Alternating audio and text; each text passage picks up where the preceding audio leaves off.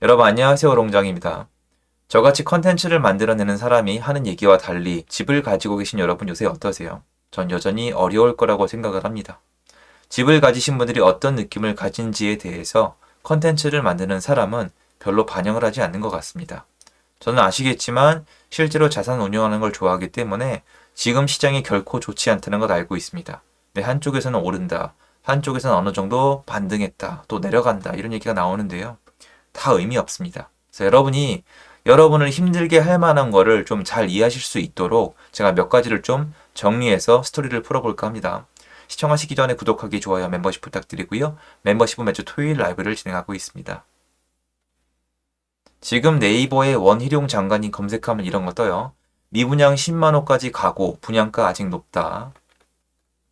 열흘 만에 8억 오른 압구정 현대, 요거 이제 신고가 실제로 가짜 거래 찍어서 호가 올린다. 사기다. 이거 응징하겠다. 이 말씀 하셨고요. 노후 아파트 일기 신도시 요거 이제 재건축 얘기하고 계시고요. 뭐 일기 신도시 통합 이거 아니면 국민 사기, 그러니까 전세 사기, 건폭 이런 거 많이 말씀하시거든요. 허위 집값 띄우기 또 나오고 있고요. 국가 산단 조성에 속도 내겠다. 여러 가지 지역을 찾으면서 호재는 챙기고 정비 사업은 하면서 정비 사업을 하고 부동산을 개발을 하지만 국민들이 원하는 바를 이뤄주지만 집값 올라가는 거는 안 된다. 그리고 사기다. 아니면 문제가 있다. 이런 말씀을 많이 하시거든요. 여러분이 보셨을 때 원희룡 장관님 때문에 뭔가 겁을 먹거나 걱정하시는 분들이 굉장히 많이 있습니다. 아무리 시장이 많이 내려가고 사람들이 집을 사기 시작을 해도 원희룡 장관님이, 국토부 장관님이 이런 스탠스를 취하면은 집값이 살아나기가 어렵지 않냐. 이런 얘기를 하시는데 좀 몇 가지를 좀 정리해 드릴게요. 아마 여러분이 보시는 컨텐츠는 주로 이런 얘기를 할 거예요. 예를 드는 거예요. 원희룡 장관님 이거 현실을 모른다. 지금 뭐 본인도 월세 살고 부동산을 잘 모르는 사람이다. 그런데 저는 의견이 달라요. 저는 저랑 쭉 같이 하신 분들은 아시겠지만 일단 원희룡 장관님 본인 이분에 대해서는 관심이 있는데요. 이분이 하는 얘기에 대해서는 그러니까 무시한다는 게 아니에요. 듣는데 그러니까 귀로 듣고 별로 신경을 안 써요. 왜 그러냐면 이분이 이런 얘기를 하는 이유를 알아요. 어떤 거냐면 예전에 이제 변창흠 장관님이죠. 김현미 장관님도 똑같고요. 지난 정권 장관님들 거의 똑같은 얘기 하셨는데요. 부동산 커뮤니티가 집값 띄웠다. 그러니까 가짜로 거래한다. 아니면 띄운다. 뻔뿌질한다. 이런 얘기를 되게 많이 하셨거든요. 그래서 이 21년도죠. 21년도에 71만 건 조사했어요. 전국 거래를 다 조사를 한 거거든요. 71만 건 조사해서 적발이 아니고요. 의심 사례 12건 적발이에요. 아직 결과물 나온 게 없어요. 무슨 말이냐면 실거래가 띄우기를 해서 걸린 사람이 없다고요, 여러분. 이게 뉴스를 보시면 여러분이 이렇게 생각하시잖아요. 저놈들이라고 하지만 71만 건을 뒤져서 12건이 적발된 게 아니고요. 12건이 의심 사례로 적발이 된 거예요. 조사했으니까 결과물은 나와야 되잖아요. 무슨 말이냐? 희소한 정도가 아니라 극 희소한 거예요. 근데 장관님들이나 아니면 국가에선 이 얘기를 계속 해야 돼요. 왜 그러냐? 여기 답이 다 나와 있습니다. 자, 여러분 여기서부터 이게 현실이잖아요. 국민 10명 중 7명 집값 더 떨어져야 한다. 무슨 말이냐? 최근 기사잖아요. 국민들은 여론을 봤을 때 집값이 내려가기를 원해요. 왜 그러냐? 내 집 마련해야 되니까. 집값이 내려가면 여러분 생각을 해보십시오. 집값이 내려가면은 내 부담이 전부 다 내려가요. 그러니까 제 말은 이렇게 실제로 잘 되진 않지만 집값이 내려가면 전세도 내려가고 월세도 내려가고 집을 사도 싸고 대출 이자도 싸잖아요. 그럼 국민들 입장에서 집값이 올라가길 원하겠어요? 내려가길 원하죠. 그게 여론조사에 다 나와 있단 말이에요. 그리고 국토부 장관님은 정치하시는 분이세요. 표를 받아야 되고 국민들이 선발해 준 사람이에요. 국민들이 나를 뽑아줬는데 국민들이 원하는 바를 얘기하는 게 맞지 않아요? 여기 쭉 보시면 그래요. 여기 10명 중 1명 집값 더 떨어져야 된다. 굵직한 것만 읽을게요. 10명 중 8명 이상 내 집 필요하다. 무슨 말이냐? 내 집이 필요하던 내 주거 형태를 선택하든 집값이 내려가는 게 나한테 유리하다는 거예요.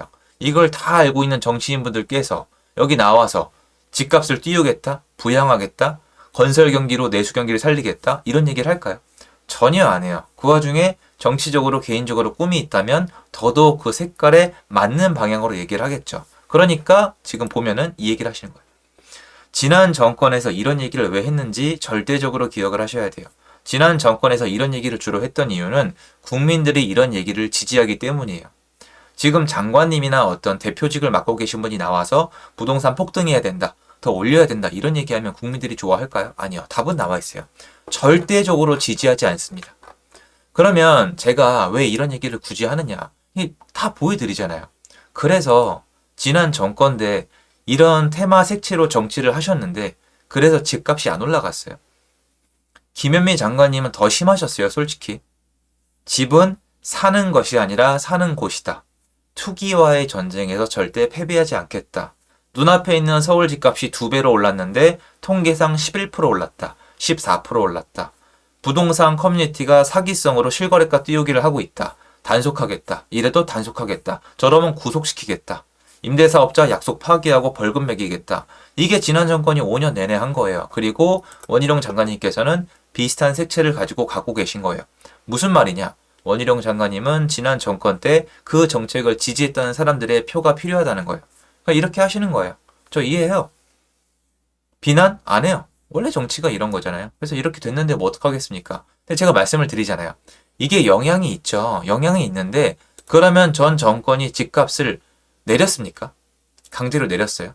내리지 못하고 이제 와서 내려간 거잖아요. 그러면 원희룡 장관님이 또 이렇게 보시면 안 돼요.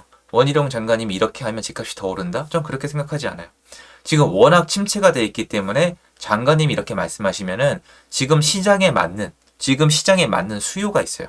지금 시장이 요구하는 수요가 있는데 수요가 더 위축될 수가 있기 때문에 시장에 더 안 좋아요.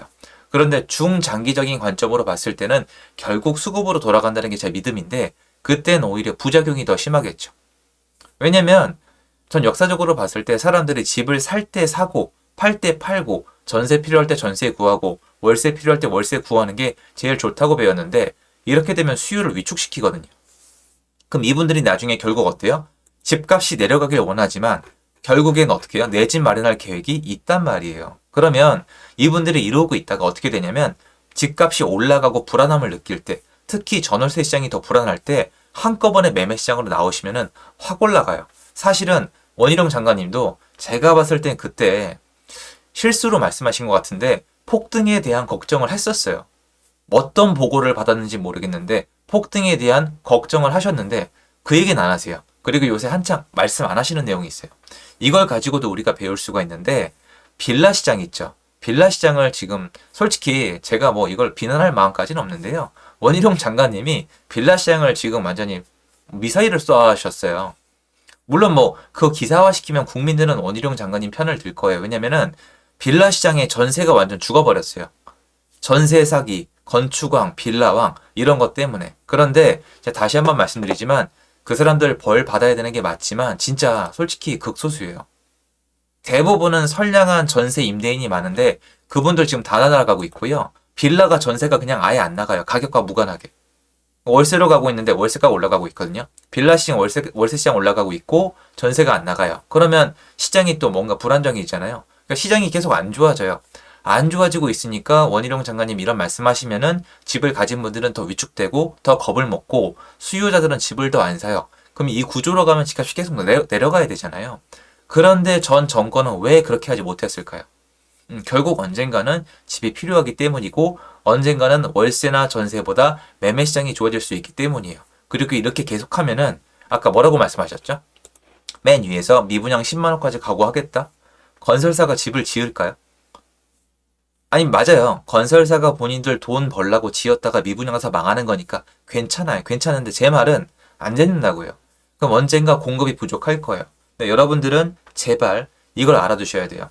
첫 번째, 원희룡 장관님은 정치적으로 봤을 때 제 짧은 견해를 말씀드리자면 원희룡 장관님은 집값을 오르지 못하도록 하기 위해서 집값을 내리기 위해서 최선을 다했어요. 네가 어떻게 하냐 그걸 얘기하는 게 아니에요. 몰라요. 전 정치하는 분들은 전 저보다 더 셈이 복잡하다고 생각하는데 이렇게 많이 남아있잖아요. 언론에서 얘기할 만큼 얘기했다고요. 최선을 다했는데 안 된 거잖아요 사실. 그러니까 남아있어요. 그리고 두 번째로 원희룡 장관님이 여러분이 아시기에 국토부 장관에서 자기 정치 목적지를 찾는다고 전 전혀 생각하지 않거든요. 무슨 말이냐면 여기에 계속 계시지 않을 거라는 생각을 해요. 그런데 부동산은 장기간 게임이란 말이에요. 그러면 과연 이렇게 하신 게 나중에 부작용이 없을지. 그리고 세 번째로 뭐예요? 여러분, 솔직히 우리 얘기해봐요. 김현미 장관님, 변창흠 장관님, 그러니까 기존 정권의 국토부 장관님들 지금 뭐 어떻게 됐습니까? 집값을 나중에 부작용이 일어나서 어떻게 됐어요? 아니 여러분 요새 욕은 하세요? 안 하시잖아요.